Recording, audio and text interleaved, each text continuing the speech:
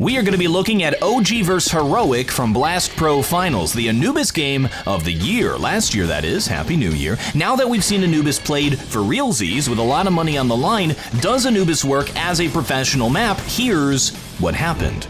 Greetings, TheWarOwl greets you. The minimap looks like a face. Kill me. Now that the top teams are totally prepared for the map, we can dive deeper into how it's played to get a sense of if the map will work or not long term. This is the perfect match for it right now. Heroic is considered the top team in the world, and OG is not on the list. I don't think they break the top 10. But if I were in charge of a good team, not top team, and a new map came out, I'd learn it really well and then surprise the big boys on it. Chaos is an opportunity. Let's see if OG used it well. Every map has its own sense of flow, how every round plays out. Let's check out the flow of Anubis. We have a default 2-2-1 setup on the CT side. That's 2 players B, 2 players mid, and 1 player A. Sorry that I showed you the face. I know that's all you can see now, and you'll never unsee it. At the very start of the round, T's will throw a default canals smoke, which will block off vision from connector. This allows T's to take canals, where they have access to A site and B site. CTs will throw default utility at mid to take control of bridge. This is the unique special sauce of Anubis. T's get early control of canals, CTs get early control of mid. You have 2 crisscross mid lanes where most of the early action is going to take place. There were ways that CTs played for control of canals, but it was rare and it didn't work and usually involved some psychopath smoke push. It was also particularly common to see CTs peeking out B main and going for an early pick because of how the angles worked there. If they got a pick, they immediately fell back into the site.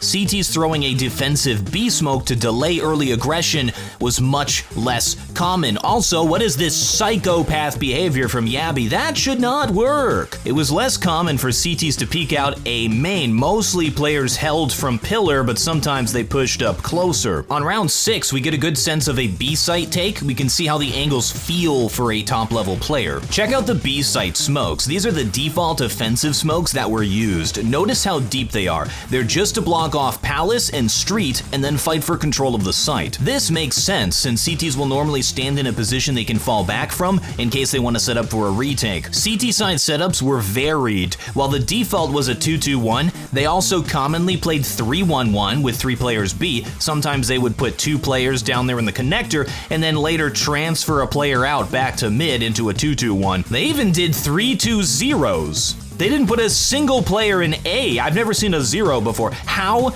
and why? It was possible to watch A main entrance from mid. The rotate from mid to A was so fast to get line of sight that you could get by without a single player there. I think observing without judging is the way to see how things really are. That was my observing. Now for my judging. That's a little goofy. I think the best part of the map is the dynamics of how mid and canals work, having what essentially amounts to 2 mids running perpendicular to each other. It gives the map something interesting, a special sauce that is more than just a standard 4-square. I'm also a big fan of the visibility. At no point was there a problem with identifying an enemy. Counter-Strike has a problem with visibility, mostly because of the agent skins, which in my opinion should be disabled for any competitive mode. I gotta say, when the reworked Vertigo came out, I was not into it. When Ancient came out, I really wasn't into it. But after playing Anubis a bunch and watching the pros play it, I think it's in a much better state than the last 2 maps we're in. When we talk about the angles and how they feel,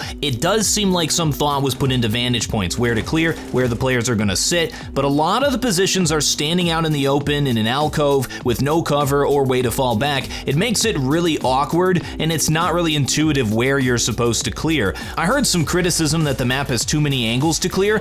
I do not think that is the case. That's how every map feels when it's new, and let's be honest here, we're saying the map is new like it hasn't been around for 3 years. The problem is that the positions you need to clear, they're odd, they're a little strange, and you can feel a little cheated if you don't know about it. It's not like turning a hard 90-degree angle in a horribly designed Valorant map. It's like, oh, he's just standing out there.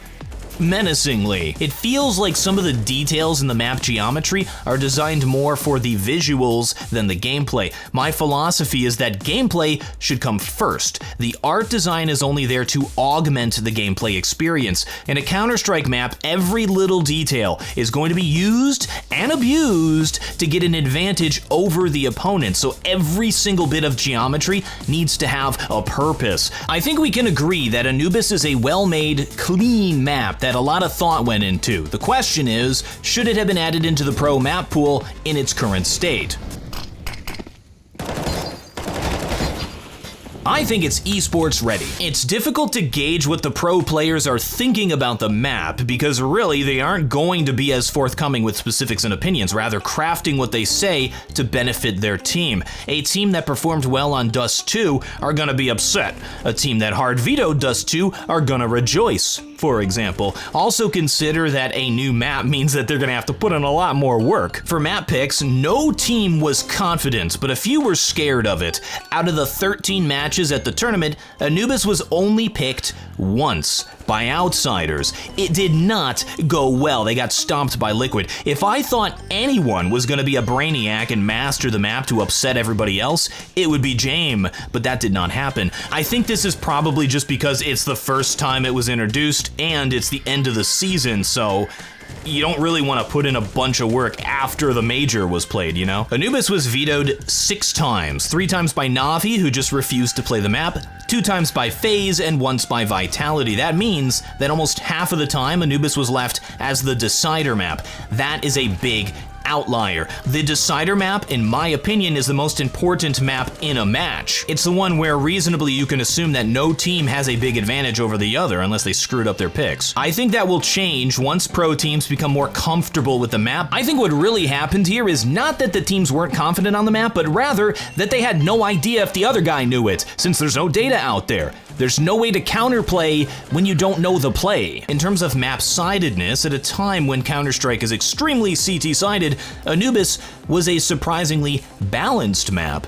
I wonder if that is indicative of the map leaning more towards the T side, probably because of how easy it is for Ts to get control of the canals, and if Ts do take control of mid, CTs are in big trouble. I picked this match of OG vs Heroic to take a closer look at because it went into double overtime, with 7-8 halves favoring the T side. I would say a 7-8 half favoring the CT side is exactly what you're shooting for, so Anubis performed almost perfectly here. When a match goes into multiple overtimes, it can get boring. You can get the same stuff over and over again. That didn't happen here. It was fresh throughout the entire match. New stuff was constantly happening. Yes, the meta isn't fully defined yet, and that will probably change, but this is a good omen for the map. I think it actually played well here. I'm a huge fan of adding new maps into the competitive map pool, and I'm a giant supporter of the mapping community. It's vital to keeping Counter-Strike fresh. Where other games add new gameplay mechanics all the time, I don't want that for Counter-Strike. New maps is the way to keep the game going long term. In my opinion, we should get a map pool change twice a year right after the major as a regular thing that you can prepare for. Currently, we have what? Cobblestone, Tuscan, Cash Season, probably many more that I'm just not thinking of, sitting in the wings, ready to go. Now, after watching the pros play it, after studying the map a little bit more,